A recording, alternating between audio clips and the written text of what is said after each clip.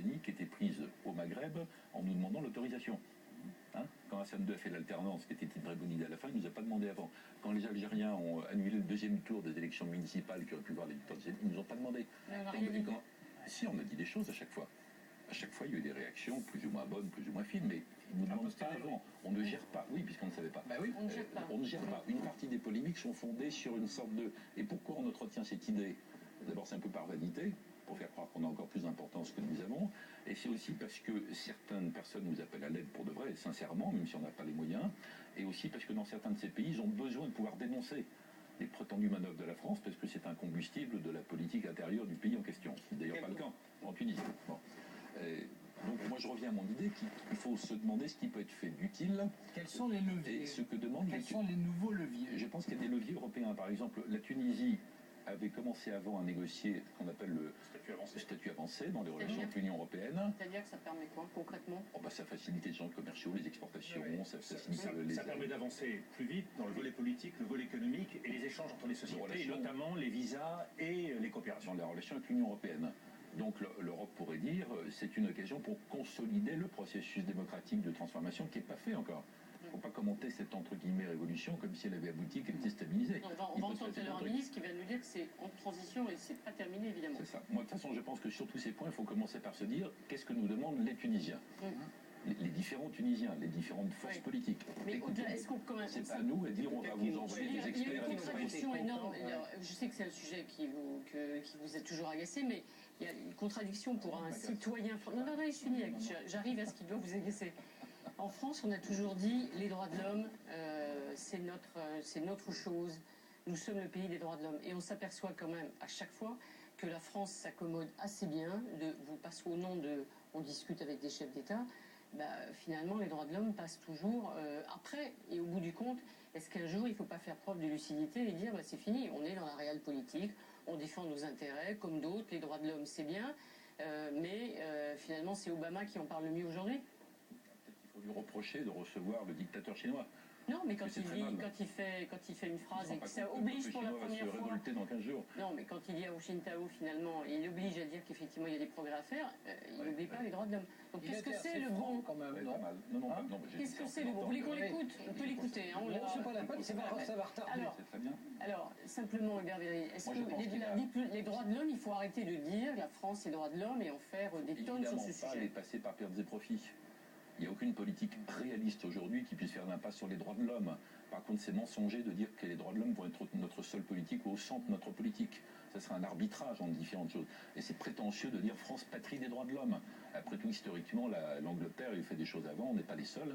Et de toute façon, on n'a aucune baguette magique pour transformer la Chine en un gros Danemark, ni pour changer la situation au Zimbabwe. Donc soyons plus modestes, mais faisons pas l'impasse. Donc ça veut dire que dans chaque cas, il faut faire preuve d'astuce et d'ingénierie démocratique pour comprendre comment, avec les leviers qu'on a, on peut faire progresser l'état de droit. Droit de l'homme. C'est pour une synthèse, voilà. Je pense qu'il y a une erreur qui est faite autour de la notion des droits de l'homme et qui conduit à une impasse. On fait des droits de l'homme une politique en soi. Les droits de l'homme, c'est un élément du message de la France, un élément d'une politique. Mais la meilleure façon de défendre les droits de l'homme, c'est de le faire à travers des propositions, une diplomatie en action et capable de marquer des points. Je prends un exemple. Défendre et proposer une solution à des crises ouvertes, des crises humanitaires, crise rwandaise, une situation de guerre civile, la Côte d'Ivoire, c'est défendre une certaine idée du monde, une certaine idée humaniste de la société internationale, et c'est donc illustrer la vocation qui est la nôtre, défendre le principe de justice, défendre la recherche de la paix, défendre le dialogue entre les sociétés et les civilisations. Donc l'idée que tout à coup on oublie tout, on oublie nos intérêts, on oublie nos principes et on défend les droits de l'homme, effectivement, suscite un urticaire extrêmement profond chez les dirigeants à qui nous nous adressons, parce qu'à un moment donné, ils ont le sentiment qu'on les utilise à des fins médiatiques pour faire leur procès. Et donc, souvent, c'est un élément d'exploitation politique. Et si l'on veut être efficace, il faut avoir une diversité, une gamme de moyens. Les Allemands le font relativement bien. Il faut être capable, dans certains cas, de le faire en tête-à-tête, si l'on sait que ça permet d'aboutir et de débloquer des situations individuelles.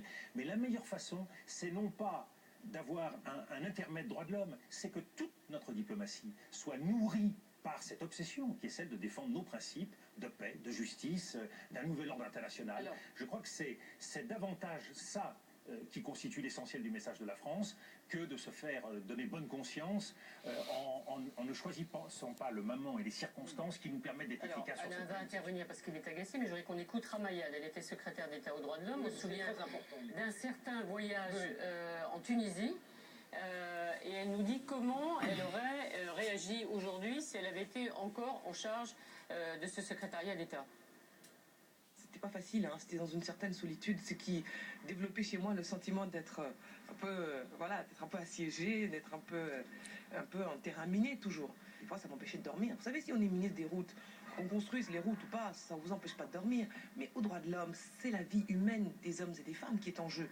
Donc à partir de là, ça éveille quelque chose en permanence dans votre conscience. Donc de ce fait, oui, j'aurais pas pu m'empêcher de dire des choses, j'en suis sûre, telles que je me connais, et ça aurait été difficile, mais je crois qu'il aurait été de mon devoir de le faire parce que j'ai été nommée pour ça et parce que j'étais emplie de cette conviction-là, oui. On risque de se faire encore engueuler, si j'ose dire. Oui, mais bon, c'est pas grave, parce que comment regretter aujourd'hui, par exemple, d'avoir rencontré et d'avoir dialogué, même dans des conditions difficiles, avec des Mokhtar Trifi ou des Khadija Cherif? Comment le regretter? Vous imaginez, si on avait su ce qui allait se passer aujourd'hui, on n'aurait pas vécu les choses de la même manière, et moi non plus, mais l'histoire montre que c'est important. Les droits de l'homme, c'est pas que des mots, c'est pas que des postures, c'est pas une mode, c'est un mouvement, c'est un moteur libérateur pour les peuples. C'est du sérieux. Alors, Alain.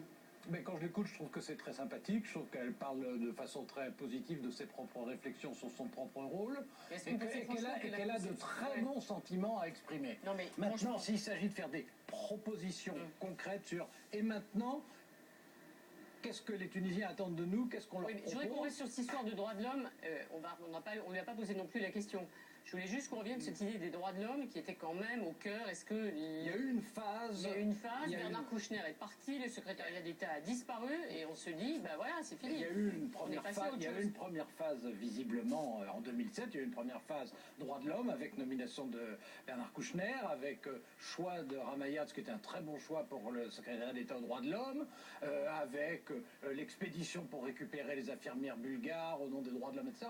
Tout ça a existé, tout ça est maintenant complètement banalisé, évidemment. Et c'est banalisé, mais c'est pas une renonciation à ce à quoi on croit, c'est tout simplement la prise en compte qui est absolument inévitable, qu'il y a un certain nombre de facteurs, que les droits de l'homme en sont un, et qu'il y en a d'autres, et qu'on est comme tout le monde, que tout n'est pas parfait en Égypte, tout n'est pas admirable au Maroc, mais que les choses étant ce qu'elles sont, finalement, sont des régimes stables avec lesquels on peut travailler. Et que dans ces cas-là, quand c'est des gens avec qui on a des liens anciens, des liens relativement faciles ou expérimentés, en tout cas privilégiés, et qu'on a l'impression qu'on peut travailler avec eux, on continue. Je veux dire, on ne cherche pas l'imagination pour faire quelque chose de différent. Oui, bien Védrine. Moi, je voudrais dire que ce qui est en cause, ce ne sont pas les droits de l'homme en soi, ni la démocratie, qui de toute façon vont progresser, s'imposer petit à petit partout. Partout, à un rythme qu'on ne connaît pas. D'ailleurs, chez nous, ça ne s'est pas passé parce qu'une ONG de Martiens est venue nous le dire. C'est la dynamique interne de l'histoire française et de la société française, comme partout en Europe. Donc ce qui est en cause, c'est le prosélytisme occidental. C'est l'idée que l'Occident, depuis son Olympe, décidait de tout. Et à cet égard, les droits de l'homme sont comme les nationalistes américains. Ils pensent que c'est l'Occident qui continue de décider de tout. Ce n'est plus vrai. Ce n'est plus vrai. Sinon, je le répète, il y a longtemps que la Chine serait une espèce d'énorme Danemark, compte tenu de tout ce qu'on dit. Donc il faut trouver une approche qui soit moins bavarde, moins prétentieuse, moins posture, qui soit moins faite pour se faire plaisir entre nous, se faire applaudir chez nous, qui soit plus utile, plus à l'écoute de ce que demandent les pays en question, les militants des pays en question, qui soit animé par l'éthique de responsabilité, de ne pas encourager les gens à se révolter n'importe comment si après ils se font massacrer et on sait qu'on sera incapable d'y aller, comme ça a été fait par les États-Unis dans plusieurs révoltes historiques au XXe siècle. Donc, et après, c'est une politique continue, qui fait partie de toute politique étrangère digne de ce nom, mais qui n'est pas une politique à part. Je suis tout à fait d'accord avec ce qu'a dit Dominique de Villepin là-dessus, qui est un élément constant et en Égypte au mieux. Ce qui est très important. On aide à construire l'état de droit. L'état de droit. Et il peut y avoir des demandes de coopération sur la justice, sur des tas de choses, si ces pays le demandent. Il faut arrêter de plaquer, etc. Donc c'est la fin, effectivement, on leur dit, voilà, la démocratie chez nous, c'est comme ça. Et donc la démocratie, c'est comme ça chez vous. Et C'est la fin du prosélytisme, c'est la fin du simplé, avec des gros sabots, qui marchent pas bien. occidental. Oui, mais c'est pas la fin 2020. de la démocratie, au contraire. Au contraire. Non, mais peut-être ce qu'on n'a pas encore dit, c'est quand même un des facteurs qui a beaucoup joué aussi dans ce qui s'est passé en Tunisie, c'est le degré d'instruction des Tunisiens par rapport à d'autres peuples. Le fait qu'il y ait un tiers d'une classe d'âge aujourd'hui qui soit à l'université en Tunisie, ce n'est pas quelque chose de banal. Et il y a probablement un lien de causalité. On va La France a rejoindre. parlé d'un miracle tunisien. La France a dit, par la voix de Jacques Chirac, que le premier des droits de l'homme, c'était de manger à sa faim. Ça, c'est vieux, Je ça. pense que c'est des remarques.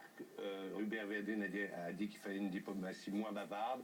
Et je pense qu'effectivement, ce sont des paroles dont nous, Français, aurions pu nous dispenser. Et on est tous... Non, c'est trop procès, ça. Ah si, je pense, alors là... Donc la lutte contre la faim dans le monde, c'est le numéro 1.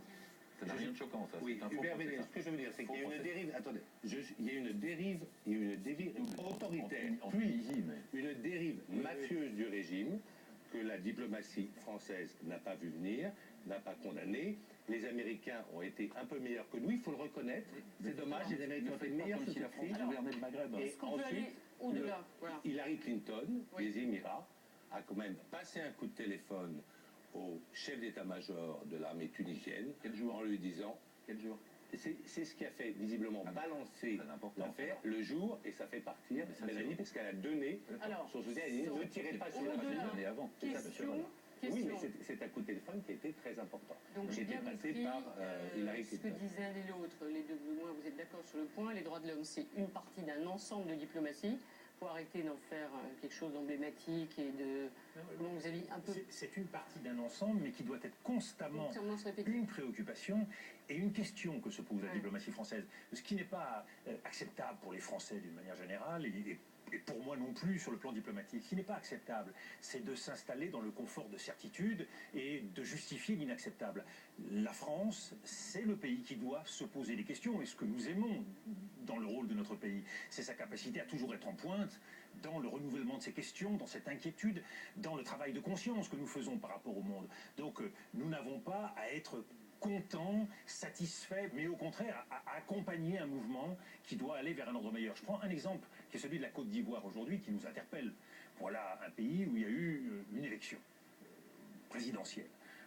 Alassane Ouattara a été déclaré élu par la commission électorale. Et voilà un président élu en Afrique qui n'est pas capable aujourd'hui de s'installer dans le fauteuil présidentiel. Qu'est-ce que peut faire la France pour encourager? Qu'est-ce que peut faire la communauté africaine? Qu'est-ce que peut faire la communauté internationale? Parce que le scepticisme vis-à-vis de la démocratie, vis-à-vis des droits de l'homme se nourrit aussi de ce sentiment d'impuissance. Eh bien, nous avons toute une série de choses que nous pouvons Est-ce que faire. c'est la France en tant que telle ou est-ce que c'est la France dans un cadre plus large? C'est évidemment la France en liaison avec la communauté des États. Parce que ce que je veux dire, ce que je veux dire, c'est qu'il peut y avoir, si c'est la France qui s'exprime en proposant une solution ou en proposant une médiation, ça peut être pris aussi pour la poursuite d'une intervention sous des formes plus intelligentes. Il ne s'agit pas de faire preuve d'ingérence. En Côte d'Ivoire et en Tunisie, d'où je reviens, et en Tunisie, que je connais bien, la voix de la France est très importante. Les gens passent leur temps à écouter les télévisions françaises, ils passent leur temps à écouter les dirigeants politiques français. Et donc, effectivement, sur des pays comme la Côte d'Ivoire ou la Tunisie, une voix française spécifique est importante.